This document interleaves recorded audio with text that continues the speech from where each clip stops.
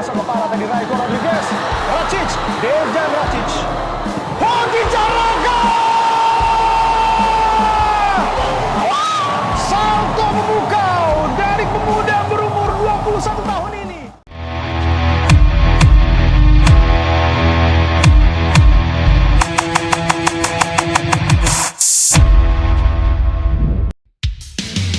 Hoki Caraka berhasil mencuri perhatian dengan gol salto yang dicetaknya saat Persita Tangerang mengalahkan Persik Kediri 3-0 pada pekan ke-15 Super League Minggu sore WIB.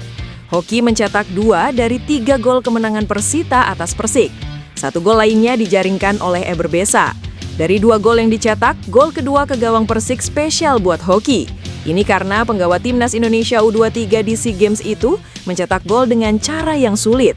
Gol ini bermula dari umpan lambung ke kotak penalti yang dikirimkan pemain Persita, Raiko Rodriguez, ke rekan setimnya, Dejan Racic. Namun, bek tengah Persik, Lukau, dengan cekatan mengintersep umpan yang coba dieksekusi Racic di kotak penalti. Bola hasil intersep itu kemudian melambung tinggi di udara.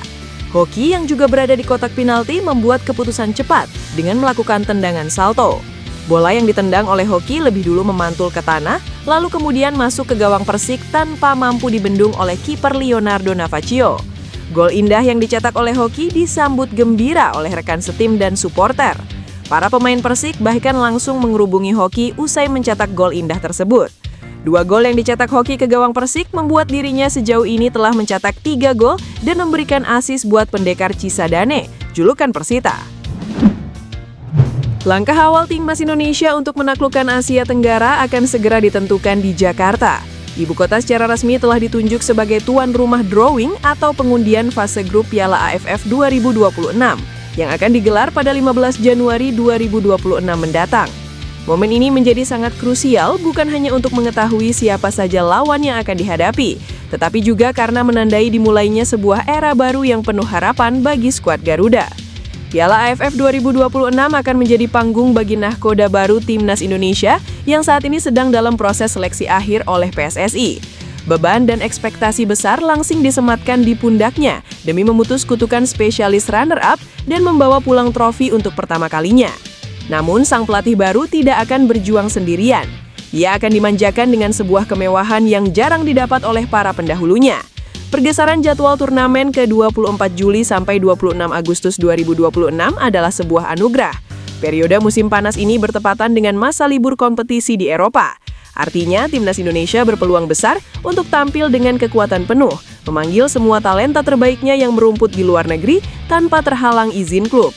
Dengan modal pelatih baru yang berkualitas, dukungan penuh dari para pemain abroad, dan status sebagai salah satu tuan rumah drawing, optimisme publik bahwa tahun 2026 akan menjadi tahunnya Indonesia merajai Asia Tenggara kini membumbung tinggi. Teka-teki mengenai siapa suksesor kursi kepelatihan Tim Nasional Indonesia akhirnya terjawab. PSSI secara resmi menjatuhkan pilihan kepada John Herdman, pelatih kawakan asal Inggris yang sukses membawa Kanada ke panggung dunia untuk menukangi skuad Garuda mulai Januari 2026. Tidak hanya tim senior, Herdman mengemban misi besar dengan mandat ganda sebagai pelatih Timnas U23. Langkah ini diambil untuk memastikan mata rantai regenerasi pemain muda ke tim utama tetap terjaga. Penunjukan Herdman bukanlah keputusan instan.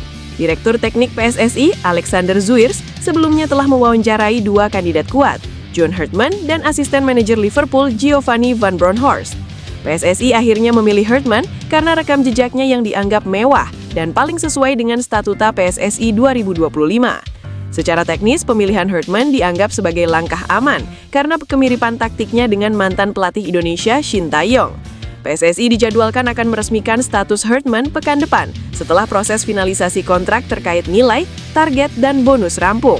Keputusan kolektif yang melibatkan 15 pengurus EXO, termasuk Ketua Umum Erick Thohir ini diharapkan menjadi awal era keemasan baru bagi prestasi sepak bola Indonesia di kancah. Nama Jai Itzes masuk radar AC Milan setelah penampilan konsistennya bersama Sassuolo di Serie A menjelang bursa transfer Januari. Rumor kepindahan bek tengah 25 tahun ini kini semakin panas. Bukan sekedar incaran sepihak, Itzes dikabarkan menjadi rebutan AC Milan dan rival sekotanya Inter Milan. Kebutuhan mendesak Rossoneri untuk memperkuat lini pertahanan membuat mereka bergerak serius. Ketertarikan AC Milan terhadap Itzes tidak hanya didasari oleh performanya bersama Sassuolo, tetapi juga statusnya sebagai kapten timnas Indonesia yang menunjukkan kualitas kepemimpinan di level internasional. Sorotan tidak hanya tertuju pada kemampuan bertahannya, ban kapten timnas Indonesia yang dikenakan Itzes dianggap meningkatkan nilai jualnya di mata klub elit Italia. Itzes, pemain internasional Indonesia dan kapten tim, telah menjadi pemain reguler di Serie A musim ini dan tidak absen 1 menit pun, tulis Football Premier. Status kapten mencerminkan kepercayaan besar yang diberikan kepadanya, serta menegaskan kualitas kepemimpinan yang jarang dimiliki pemain seusianya. Di tengah kebutuhan AC Milan akan bek tengah baru, kemampuan memimpin lini belakang dan menjadi panutan di ruang ganti menjadi pertimbangan krusial.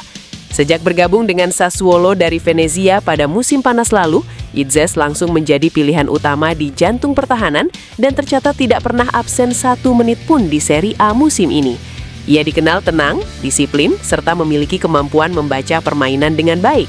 Dengan ban kapten timnas Indonesia di lengannya, Jai Itzes kini tak lagi sekedar bek tengah Serie A, melainkan simbol kepemimpinan dan ambisi yang mulai dilirik serius oleh salah satu klub terbesar Eropa. Penjaga gawang timnas Indonesia Emil Audero bermain apik saat membela klubnya Cremonese dalam lanjutan pekan ke-16 Serie A 2025-2026. Ia sukses mengawal gawangnya dari kebobolan di markas Lazio.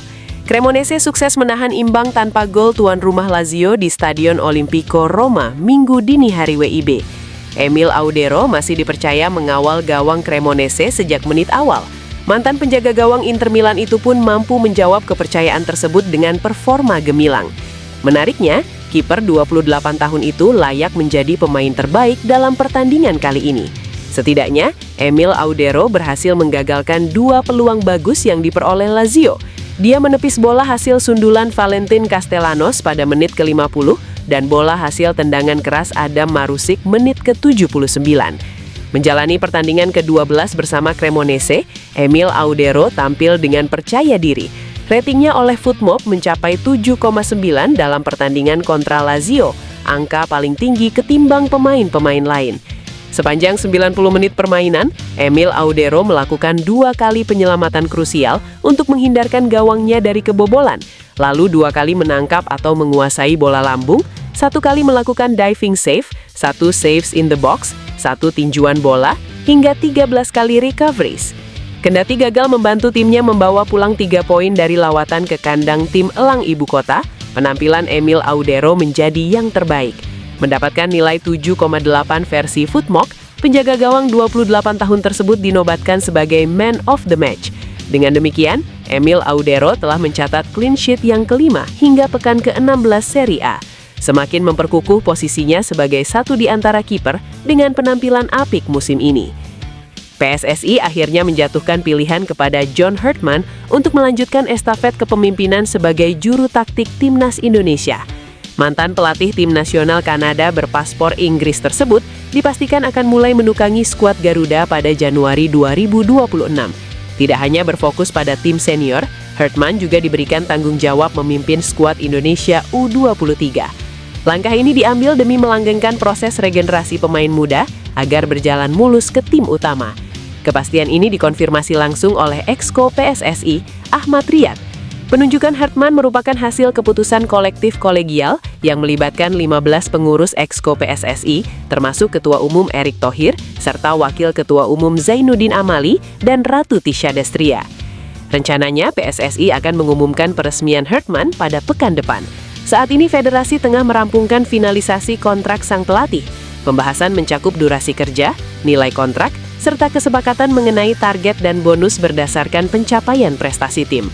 Secara taktik, Herdman dinilai memiliki kemiripan dengan mantan pelatih Indonesia, Shin Tae-yong, yang mengusung pendekatan pragmatis. Ia terbiasa menggunakan formasi fleksibel 3-4-3 atau 3-5-2, skema yang sudah sangat dipahami oleh para pemain Indonesia. Filosofi permainannya mengandalkan direct play dan transisi cepat melalui sisi sayap. Selain itu, Herdman dikenal memiliki kemampuan manajemen ruang ganti yang baik dan mampu menyatukan budaya tim, seperti yang ia buktikan saat menangani gejolak internal di Timnas Kanada pada 2018. Konfederasi Sepak Bola Asia atau AFC resmi meluncurkan AFC Nations League. turnamen anyar untuk level tim nasional di kawasan Asia, yang ke depan juga akan diikuti timnas Indonesia.